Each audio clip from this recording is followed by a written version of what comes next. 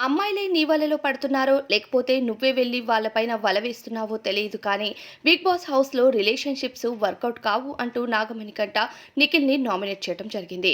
ఈ వారం అంటే 12వ వారం నామినేషన్ ప్రక్రియకు గాను ఎలిమినేట్ అయిన కంటెస్టెంట్స్ హౌస్‌లోకి వచ్చి ఒక్కొక్క కంటెస్టెంట్ ఇద్దరిద్దరు కంటెస్టెంట్స్‌ని నామినేట్ చేయాల్సి ఉంటుంది. ఇక ఎక్కువగా ఎలిమినేట్ అయిన కంటెస్టెంట్స్ అంతా నిఖిల్‌ని నామినేట్ చేశారు. ఇక నిఖిల్ ఈ రోజు వరకు టాప్ కంటెస్టెంట్‌గా ముందుకు వెళ్ళాడు. కానీ ఈ రోజు నుండి నిఖిల్‌కి ఖచ్చితంగా ఒక అనుమానం అయితే మొదలవుతుంది. హౌస్‌లోకి వచ్చిన కంటెస్టెంట్స్ అంతా నన్నెందుకు ఎక్కువగా నామినేట్ చేశారు? అంటే బయట ఎటువంటి నెగటివిటీ పోర్ట్రే అవుతుంది అంటూ ఆలోచించాల్సింది కంపల్సరీ అని చెప్పాలి. అయితే 'బిగ్ బాస్' హౌస్‌లో నిఖిల్‌కి ఈ వారం ఎక్కువ నామినేషన్స్ పడ్డాయి. అలానే 'బిగ్ బాస్' హౌస్‌లో తన జర్నీ చాలా వర్స్ట్‌గా ఉందని, అమ్మాయిల్ని రిలేషన్‌షిప్ కోసమే పెట్టుకుంటున్నట్టు కనిపిస్తుంది అంటూ నాగమణికంట ప్రస్తుతం నామినేట్ చేయటం.